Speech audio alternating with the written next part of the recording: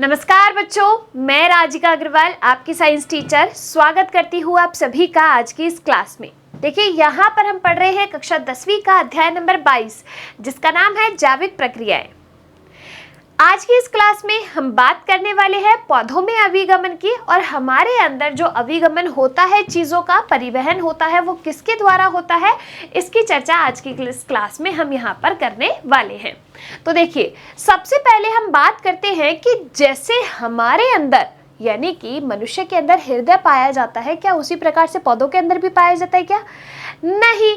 तो अपना जो हृदय होता है वो रक्त को पूरे शरीर में पंप करता है भाई, तभी तो उस रक्त के द्वारा जो खाद्य पदार्थ है, उत्सर्जी पदार्थ है, जितनी भी हार्मोन्स है वो अपनी लोकेशंस तक जाते हैं और अपना काम करते हैं, अपनी जगहों तक जाते हैं। लेकिन जब पौधों के अंदर ये हार्ट, ये हृदय नहीं होता तो उनके अंदर खाद्य पदार्थों का संवहन किसके द्वारा होता है, ये बात करेंगे सबसे पहले हम पौधों के अंदर और फिर हम बात करेंगे हमारे अंदर।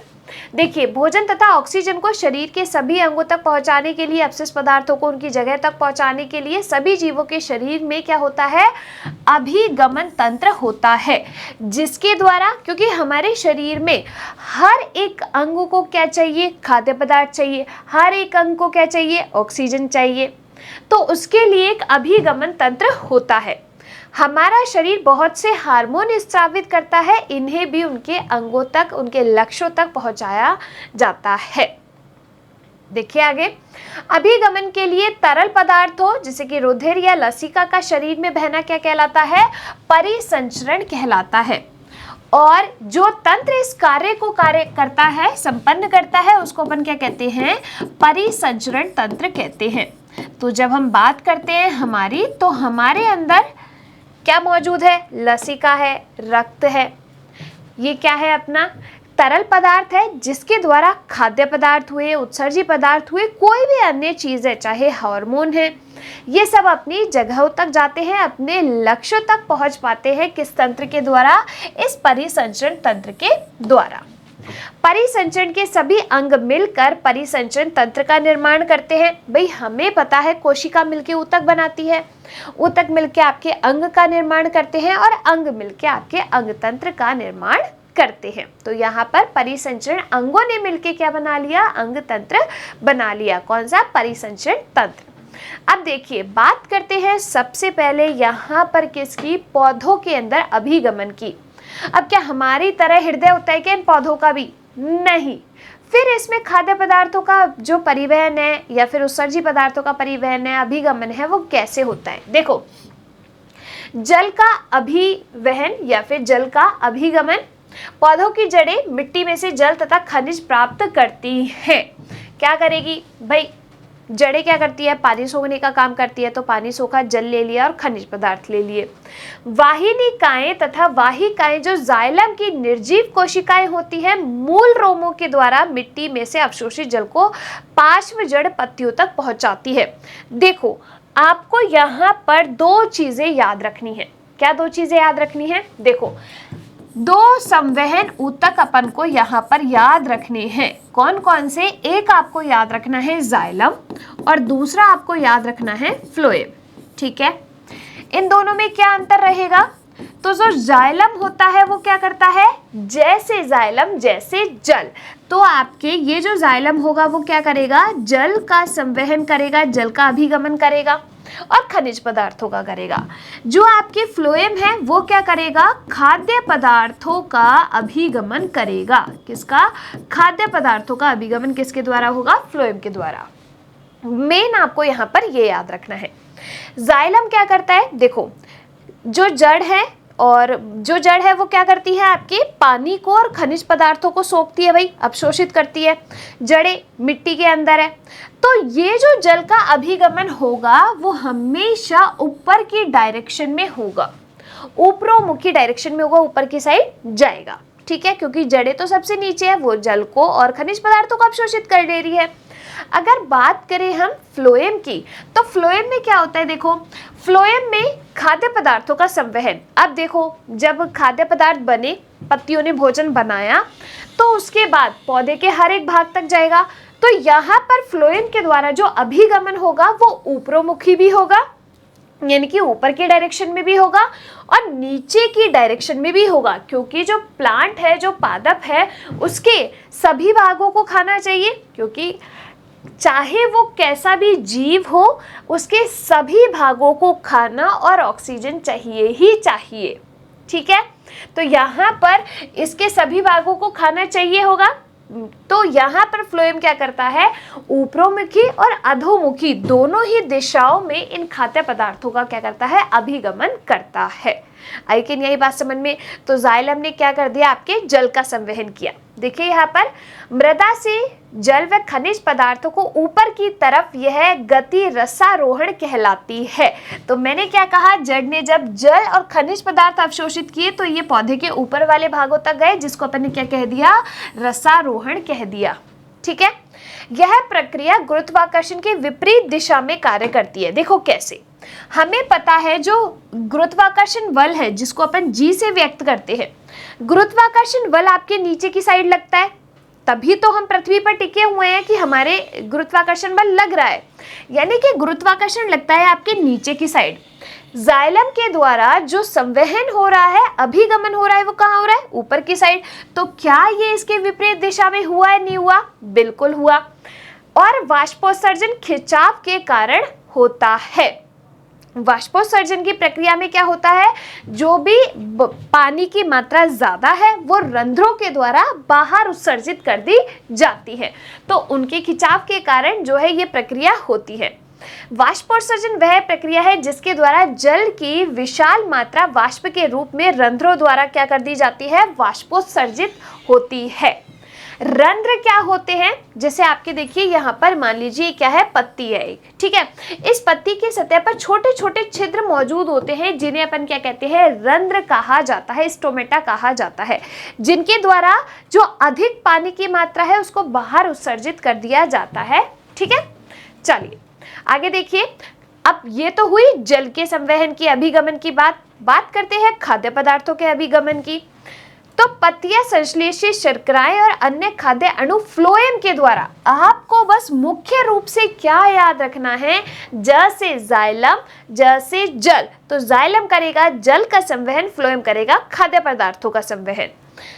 फ्लोएम के द्वारा पौधे के अन्य भागों तक पहुंचाती है, क्योंकि आपसे परीक्षा के अंदर ये प्रश्न पूछा जा सकता है कि आपके जो जल है और खनिज पदार्थ है उनका संवहन किसके द्वारा होता है, अभिगमन किसके द्वारा होता है, खाद्य पदार्थों का अभिगमन किसके द्वारा होता है। ठीक है, फ्लोएम की चालनी नलिकाएं सजीव कोशिकाएं होती हैं, जबकि जो अपनी जाइलम था उसकी कोशिकाएं कैसी थी, निर्जीव कोशिकाएं थी। याद रखिएगा, इन्हीं के माध्यम से भोजन का क्या होता है, अभिगमन होता है। तो ये तो बात हो गई किसकी, पादपों की। देखिए इस तरीके से फ्लोएम के अंदर चालनी कोशिकाएं होती है जो कि सजीव कोशिकाएं हैं, जिनके द्वारा आपके खाद्य पदार्थों का अभिगमन होगा। पत्तियों से पौधे के अन्य भागों को खाद्य पदार्थ का अभिगमन स्थानांतरण कहलाता है। यह भोजन फलों, तने और जड़ों में संचित किया जाता है। तो ये तो बात हो गई किसकी भाई, ये जो प्लांट है, पौधे हैं, उनमें अभिगमन की। अब अपन अगर यहाँ पर बात करते हैं हमारे अंदर पदार्थों का अभिगमन कैसे होता है, तो हमारे अंदर खाद्य पदार्थ है, उत्सर्जी पदार्थ है, या कोई भी अन्य हार्मोन है, कैसी भी चीज है, उसको शरीर के उस भाग तक पहुंचाने के लिए एक तंत्र कार्य करता है, जिसे अपन क्या कहते हैं, परिसंचरण तंत्र कहते हैं। अब इसमें कौन कौन से अंग होते हैं, मुख्य रूप से आपको क्या याद रखना है, हृदय, यानी कि आपका दिल, आपका हार्ट। ये हृदय ही क्या करता है, इस रक्त को पंप करने का कार्य करता है। रक्त को पंप करने का कार्य, शरीर के भागों तक पंप करने के लिए जो कार्य करेगा वो कौन करेगा, आपका हृदय करेगा। केंद्र में स्थिति पेशी पंप, जिसे हृदय कहते हैं। अब ये जो हृदय है वो आपके दोनों फेफड़ों के बीच में स्थित होता है, थोड़ा सा बाईं ओर स्थित होता है। ठीक है, रुधिर वाहिकाएं जो नली के समान संरचनाएं होती है, हृदय से जुड़ी रहती है। अब देखिए, जो हृदय है क्या उससे डायरेक्ट ऐसे रक्त बह जाता है क्या, या फिर कुछ नलिकाएं होती हैं जो इस रक्त को पहुंचाने का कार्य करती है शरीर के भागों तक।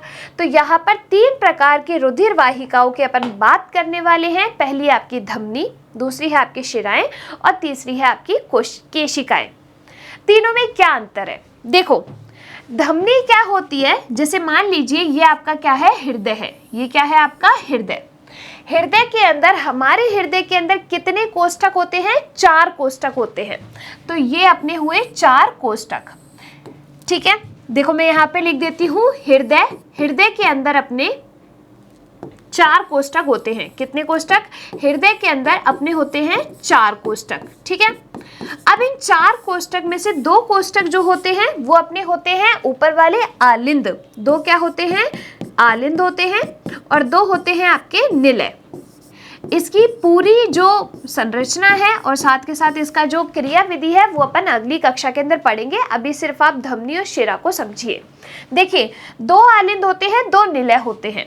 तो यहाँ पर ये दोनों आलिंद है और ये दोनों निलय है। ठीक है, पहले इस बाएं आलिंद से रक्त आएगा, किसमें? बाएं निलय में आता है। अब यहाँ से क्या होता है, एक धमनी निकलती है। धमनी का क्या कार्य होता है? इस हृदय से, किससे? हृदय से रक्त को कहाँ लेकर जाना? हृदय से शुद्ध रुधिर को। कैसे रुधिर को? शुद्ध रुधिर को यहाँ से हृदय से शरीर के भागों तक पहुंचाने का कार्य जो करेगा, शरीर के भागों तक ले जाने का कार्य जो करती है वो आपके क्या होती है? धमनियां होती है। बात करें अगर यहाँ पर अपन शिराओं की, तो शिराओं का क्या कार्य हुआ? शरीर को भाई ऑक्सीजन वाला रुधिर मिल गया। अब वहां से जो अशुद्ध रुधिर है, कार्बन डाइऑक्साइड वाला रुधिर है, वो हृदय में वापस जाना चाहिए। तो यहाँ पर आपकी जो शिराएं होती है वो क्या करती है? शरीर से क्या करेगी? शरीर से जो रुधिर है उसको कहाँ लेके जाएगी? हृदय तक लेकर जाती है। कहाँ तक? शरीर से जो रुधिर है उसको हृदय तक लेकर जाती है। किसका काम होता है? ये शिराओं का काम होता है। ठीक है, फिर अपन बात करते हैं केशिकाएं।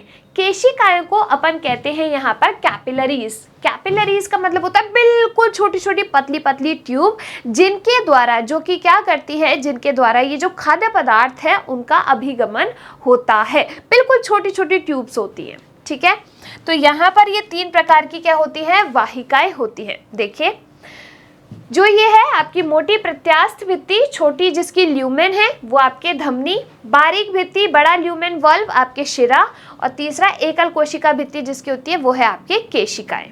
ठीक है, धमनी का क्या कार्य हुआ? रुधिर को हृदय से शरीर के अन्य भागों में लेके जाती है।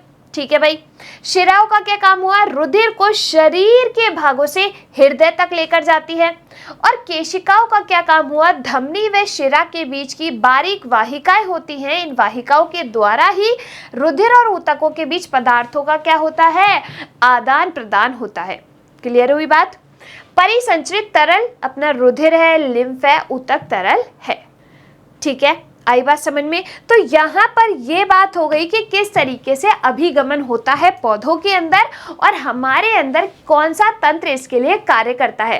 अब इस तंत्र की जो क्रिया विधि है, किस तरीके से रुधिर हमारे हृदय के अंदर आता है, उसमें ऑक्सीजन मिक्स होती है, फिर वो शरीर के सारे भागों तक जाता है, शरीर के सारे भागों से अशुद्ध रुधिर कैसे हृदय में वापस आता है, ये पढ़ेंगे अपन अगली कक्षा के अंदर।